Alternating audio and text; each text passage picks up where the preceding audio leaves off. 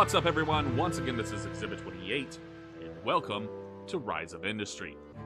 So the simplest way I can describe this game is probably taking games like SimCity or City Skylines, and instead of looking at it from the government aspect, or being the mayor or governor or whatever, you are actually going to be an entrepreneur coming into this area and trying to build your empire of businesses. So I love those kind of games.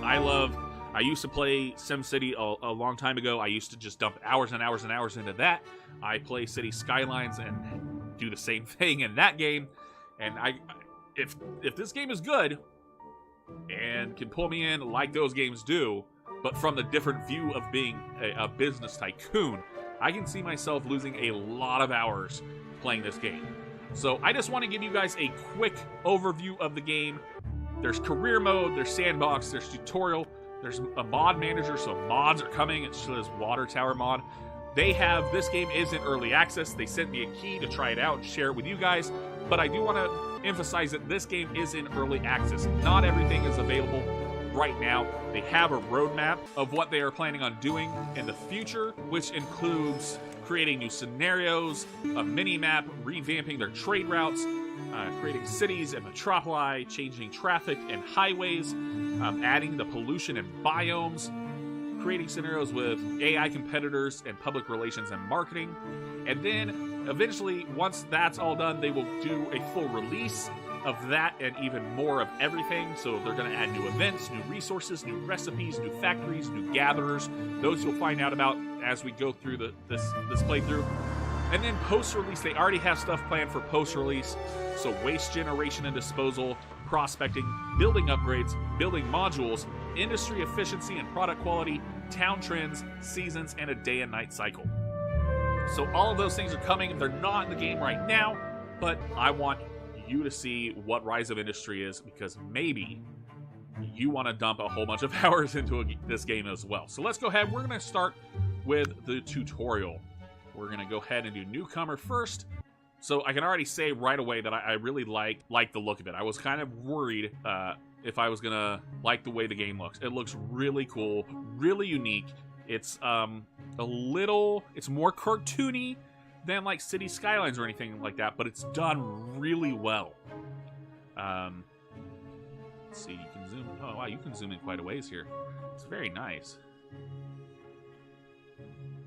All right, so that's just a first impression about the looks. So let's go ahead and do the tutorial. Welcome to Rise of Industry, a game about testing your entrepreneurial skills. Here are some instructions to give you a head start. First, let us learn how to move around and use the camera. Use the keyboard and mouse to pan, zoom, and rotate the camera. So press W, A, S, and D to pan. Those are just your typical, everybody knows about those ones. Use the right mouse button to pan. So hold down the right mouse button and then move your mouse and move all around. Use Q and E to rotate. Okay, so it does little like quarter rotations. Very nice. Use the scroll wheel or page up and down to zoom. Yeah, that's just very intuitive. Most games, most city planning games use that same function. Hold shift while using W, A, S, or D or the right mouse button to speed up your camera. Okay, so this is the regular speed. But if I hold shift, see how it moves quite a bit faster? So go back to regular speed, yeah. Okay, so if you really want to move fast, you can. Now let's see, this is right mouse button. So that's pretty fast already. What happens if you hold shift? Oh, wow. That's a lot faster. All right, so yeah, if you really want to get it moving, you can. If this tutorial panel gets in the way, simply try hovering and click and drag it to a different position. Okay, so that's always good to know. To build anything in Rise of Industry, you will need to buy a permit from a settlement town center or regional office for that region. Open Chapwick Town Center. Open Chapwick Region tab. A logistical permit allows for the building or demolishing of roads, as well as the construction of logistic buildings like trade depots or warehouses. A full building permit allows you to build and demolish anything you want in that region. We will need to buy one for this tutorial. So we're going to buy a full build permit. Looks like it's $445.3 thousand. Yes, we are sure. When we start building, we will need to be careful. Placing buildings too close to a settlement will cause a loss of influence with them. Click on Chapwick Overview tab. Alright. Influence is our reputation with a settlement. If our influence drops equal to or less than 0, we won't be able to build in that region. That's very important to know. Very important to know. Close this panel. Alright. Now let's start building our first production line. We will need a water siphon to collect the raw resource, water, and a warehouse to store and distribute it. Open Gatherer tab in the construction bar. So that's this bar down here. So we're going to do water siphon here. It says 125,000. And it's going to move us to where we need it. Alright, so this needs to be rotated. And that, as you can see, below it says R to rotate. Rotate it and drop it where it needs to go. After placing the water siphon, it will need a few harvesters placed. A harvester collects a raw resource and brings it back to the gatherer. Let's place 2 harvesters in the highlighted area. So again, we're going to have to rotate these. One there, and one there. And now close construction panel. Now we need to place roads to get the water to the water siphon. Roads are the only way trucks move across the map. Open the road construction panel. Select road. We're going to use the dirt road. And we're going to just click and drag. See, just very similar. Pretty much the exact same way to all the other city management games. Looks like the roads aren't connected properly. Make sure they always overlap. Just having them touching isn't enough. Okay. I guess it's just gonna force this just to teach that little lesson. Close the road construction panel, because I'm pretty sure I actually made them overlap, but the water siphon is fully operational. We now need a place for the water to go. Let's put down that warehouse we mentioned before. So we're going to open the logistics tab. And there's a warehouse, so we're going to click the warehouse. The warehouse acts as a hub for a small area on the map. Once placed, it will coordinate the collection and distribution of products amongst the buildings within its radius. So we're going to want to place this here. Going to have to rotate it this one. And place it there. I really like the way this game looks. When a building generates a product, it will send that product to the warehouse. The water siphon, for example, will send water to the warehouse to be stored. Now we need to create a road between these. There we go. Once stored, the water is transported to where it is needed. Like a crop farm, which uses water to generate farm produce that can be sold or used for other recipes. Open the Farms tab. It's a little Farms tab. It's a picture of a farm with some trees. Click on Crop Farm. And we're going to place the crop farm. And no need to rotate this one, it looks like. Ooh, fields. Place 3 fields in the highlighted areas. Farms are like gatherers, except they use fields instead of harvesters, which don't need roads to operate. Just add water and maybe some wheat to generate the desired farm produce. We're going to place these. Oops. Oh, I thought we were going to do 4. 3. Oh yeah, it does say 3. Now close the farm construction panel. Once we place a road between the warehouse and the crop farm, the warehouses will begin sending water to the crop farm automatically. So, gotta build a road. Very simple, very just common sense things. If you've played any of these similar games, this will come completely naturally. Our crop farm is ready to produce something. Let us set its production to vegetables. So we want to click on the crop farm. Set. It says set right next to vegetables. So we'll set it to vegetables. And now we close this. Congratulations! We now have a working vegetable production line. But we aren't done yet. Sometimes we will want to fine-tune our production lines. For that, we use manual mode. So we're going to click on the water siphon, open the destination tab, click on auto button to turn on manual mode. So we'll do this. Ooh, in manual mode, we forego using the warehouse and send product directly to where we feel it's needed most. For example, we can send water right from the water siphon to the crop farm. That's cool. So we click choose destination. We're going to go to the farm. We're going to go to the crop farm. Note, whenever assigning a destination, we will only see buildings that will accept the chosen product, with the destination at the top of the list being the closest choice. Very good to know. After assigning a destination, we can choose how many products should be stored there. This affects all buildings targeting the same destination. Use the plus and minus button to change the amount to 5. So right here, there's a plus and minus button. It's at infinite right now, so we go 1, 2, 3, 4, 5. Close the water siphon building panel.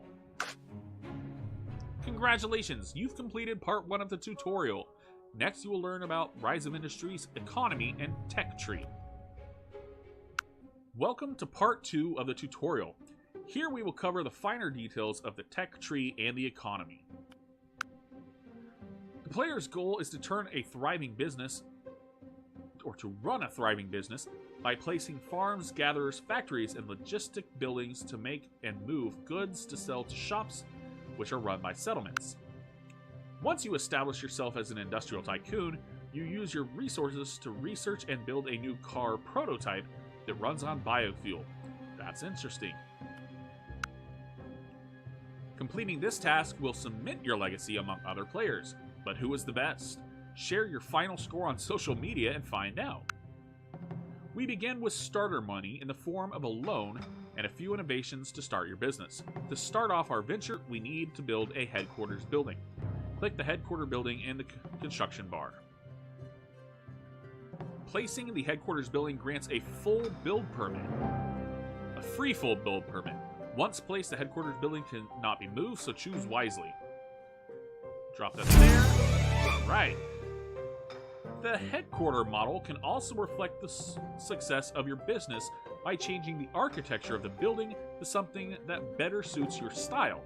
For a little cash, of course. So this is, I guess, will actually be customizable the way it looks.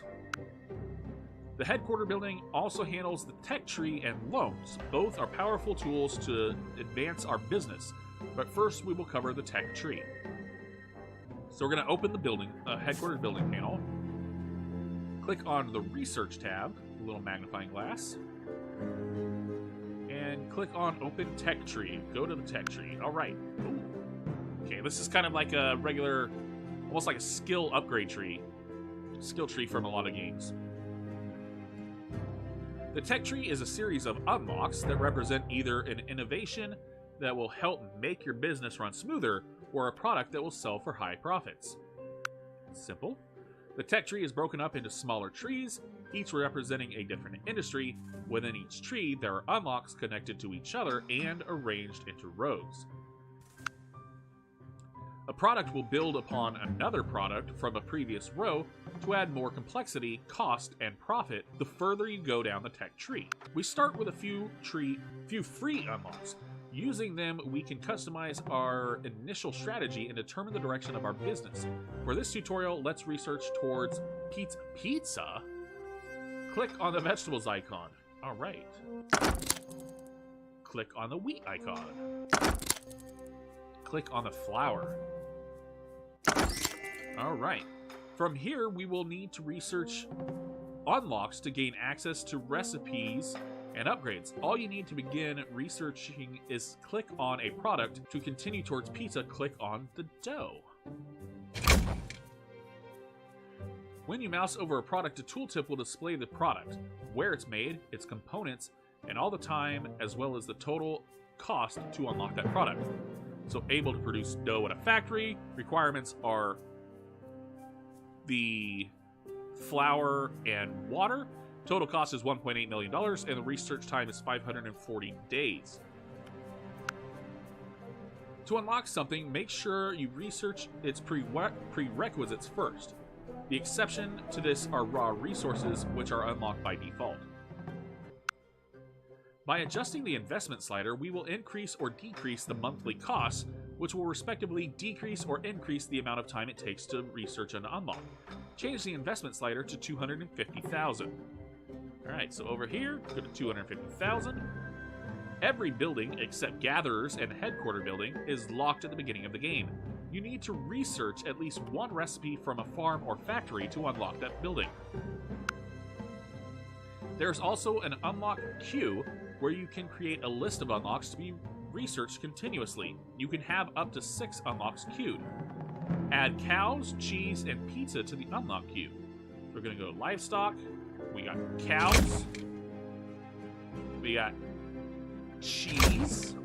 And we got pizza. Now close the tech tree. All right. Now let's talk about loans. Loans are a sum of money lent to you from a settlement to be paid back monthly. Our starting capital is a loan from your home region. Click on the Loans tab. Click Take out a loan. You can have up to 3 loans at a time, including your starting and bankruptcy loans. To take one out, you can open your headquarters to pick a settlement, the amount, and the duration. Select the first settlement. Click plus and minus to change the amount to 4 million. So down from 5 million to 4 million. Click plus and minus to change the duration to 24 months. So from 36 months to 24. 22.5% interest, monthly cost, 204.17 thousand, and click accept. If you make enough money, you have the option to pay off the loan by clicking on the pay off icon on the headquarters building loans tab. Now we need to pay off that loan. Let's sell our vegetables we have been producing for profit. We will need to place a road and set a destination for our vegetables. Place a road from warehouse to state road. Okay, let's go ahead and close this. And we're going to open the roads. Click on the road. We need to do this. Oops. Just go right down to where it ends. Is that where they said? Really? And then from here to this. Simple, simple, simple, simple. Open warehouse's building panel. So we need to close this. And then open this. From warehouses or buildings in manual mode, we can sell to either a shop in a settlement or to the state. Each has their pros and cons. Let's begin with the state. Click the plus button. Click farm produce and then vegetables. And then choose a destination. Selling to the state guarantees instant payment for all of our product, but they will only pay us 50% of its market price. Select state category. Click on the state, south. Let's switch the destination to something more profitable. Settlement shops will pay full price, but will store our products until they are ready to use them. Click on state south destination. Select the commercial category. Select the closest farmer's market. So here we have 3 farmer's markets, but the closest one is always going to be at the top, like it said earlier. Close the warehouse building panel. Open the Chapwick Farmer's Market. Here it is. At the end of a 15-day cycle, the population will consume the wanted products from the shop's stored supply, equal to the demand for that product in that shop. So here you can see that for vegetables, they will eat 6 per 15 days. There's 0 stored, and they're 22.96 thousand. Okay, and then it has like eggs, chicken meat, wheat, beef, oranges, sugar, and fish. So this is what that farmer's market deals with. Settlements will set their demand for a product based on the type of product, their population, and how quickly that product is made. Open the town center.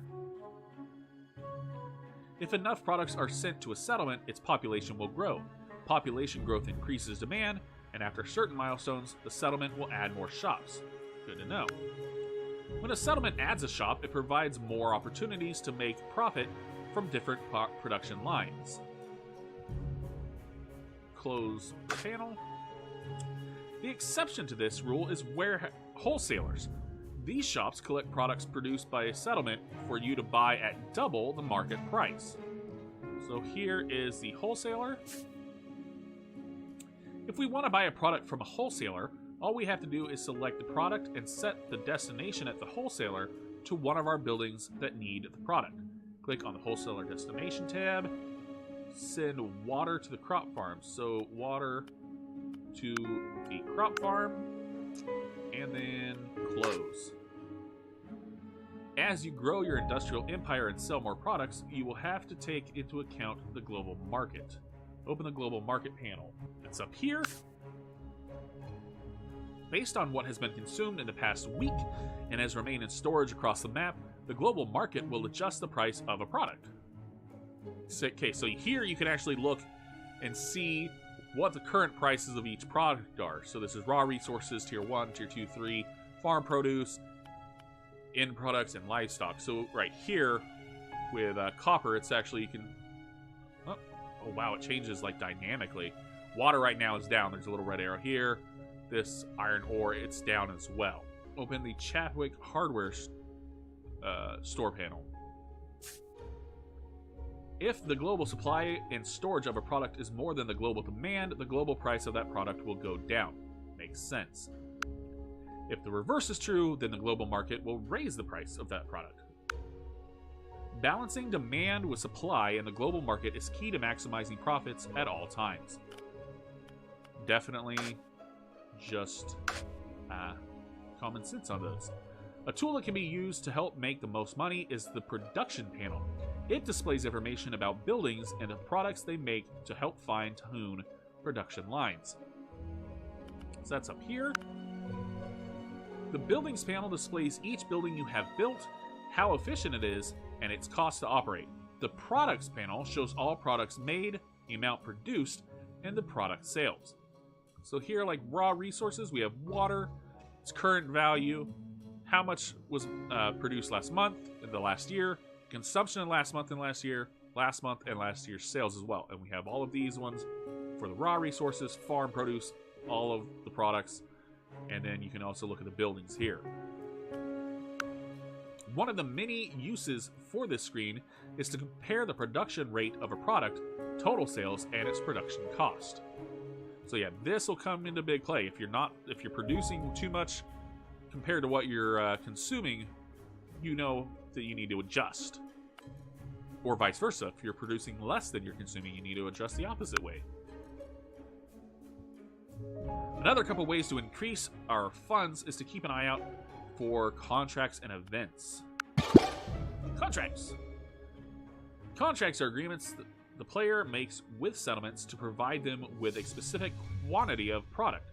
Settlements make offers based on the recipes that the player has unlocked. So open this. It's a wholesaler with the little contract icon. Obviously letting you know it's vegetables. When offered, the player has the option to either accept, reject, or close the panel to pass on it for now. If accepted, the player has a limited time to finish the contract or suffer a penalty. So here, this is for 7 vegetables to Chapwick. Product amount, 7 vegetables. Town influence is, looks like plus 17. Product price is just under 47,000.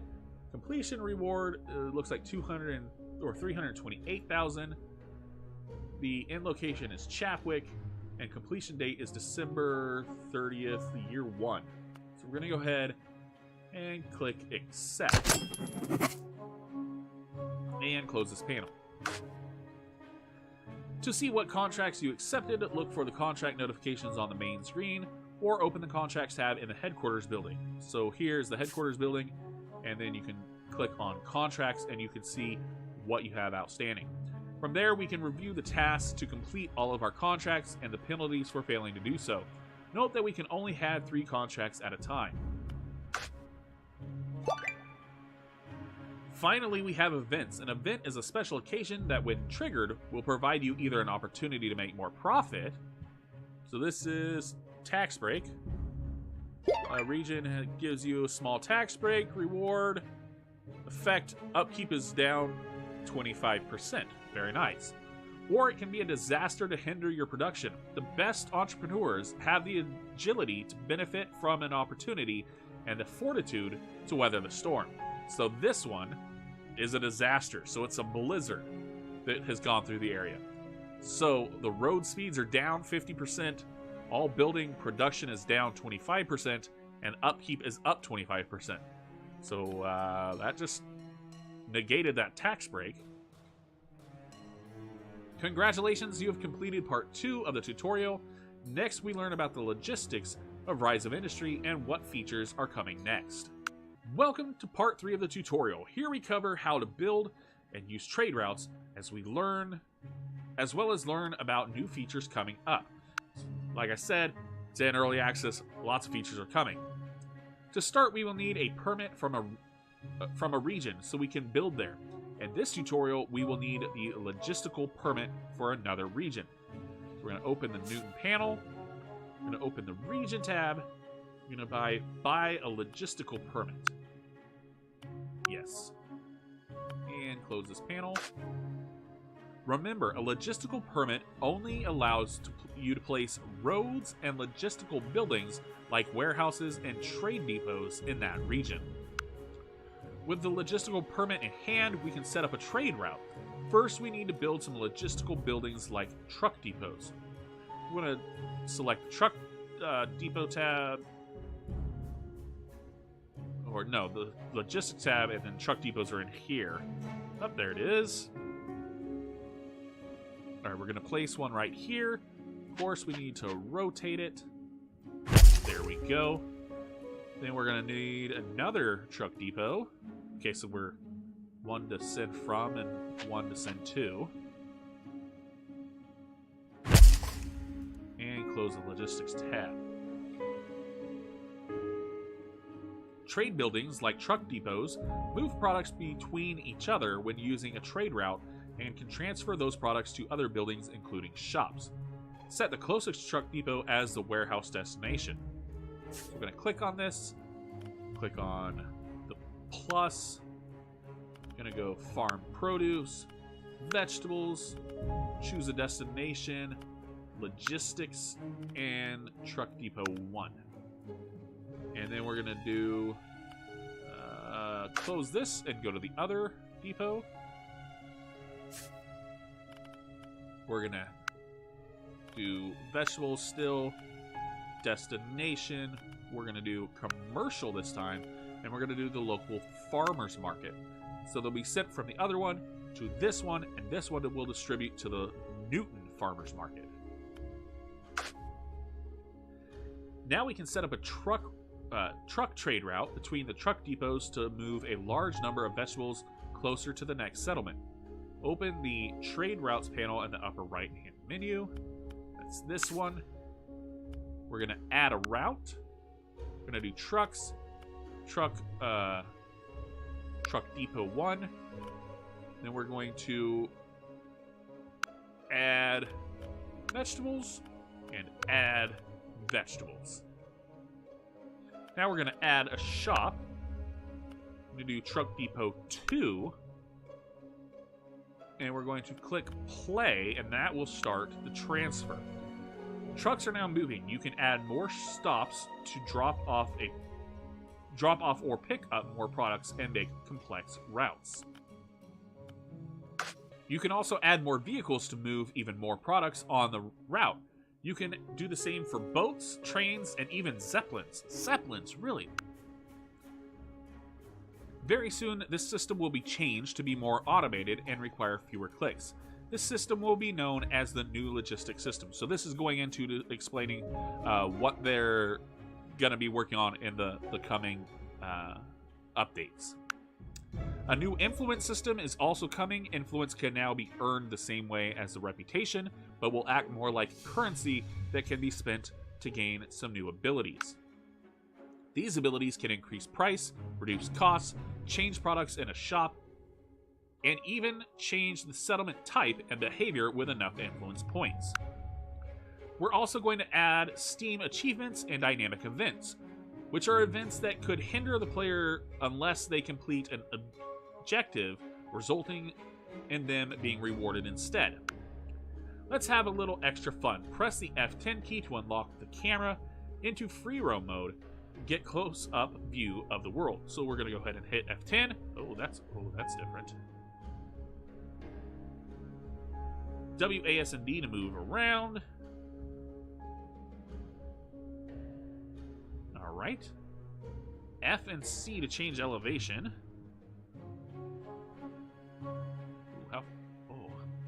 We can get right down in the town.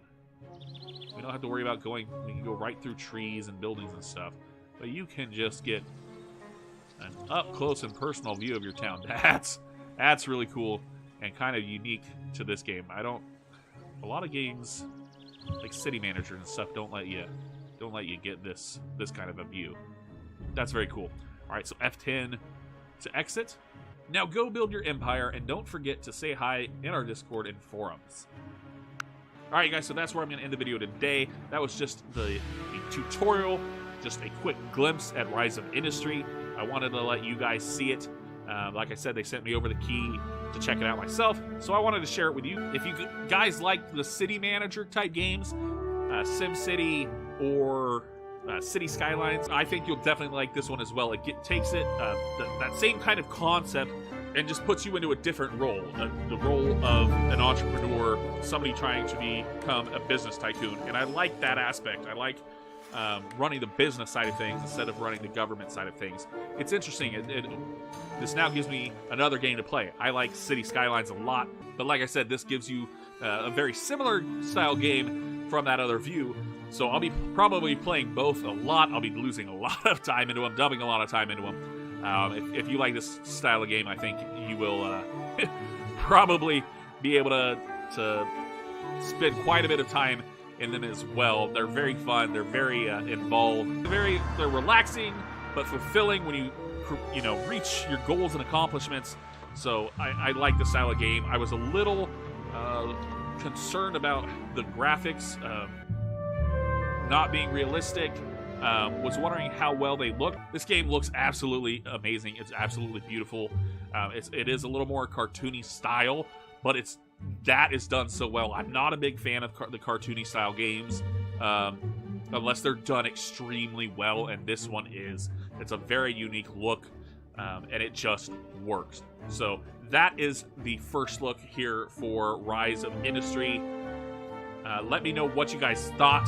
If you guys are interested in playing this game, if you guys are interested in maybe making some more videos, maybe I'll jump into the career or even the sandbox mode and see, make a video every once in a while. Let me know your thoughts down in the comments, or you can find my Discord link in the description. You can always feel free to join there and let me know your thoughts there as well. If I can, I'll go ahead and put a link to where you can get this game on Steam. Again, it is in early access mode. Always just keep that in mind. So not everything is going to be available day one, but a lot is coming. The roadmap that they have of what they're working on in the future, up to the official release and even farther.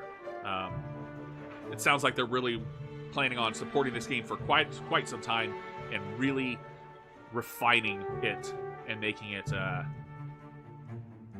even better than it is. I think this game has a lot of potential to be really, really fun, especially if you're somebody that likes this style of play, which I definitely do. So again, thank you guys for watching. It means a lot. I did make a big decision this week regarding my channel and everything. The details about that will be coming up in Friday's video. So Friday's video is definitely going to be one that you're going to watch. You're going to watch. You're going to watch it, damn it. Friday's video is definitely going to be one you're going to want to watch. To get the details of that decision. It was a big decision for me.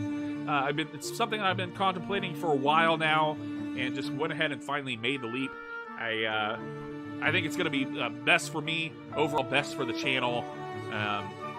and I hope you guys watch Friday's video to find out all the details about that. So once again, thank you guys so much, and I will see you, hopefully I'll see you, in Friday's video. All right, guys, bye.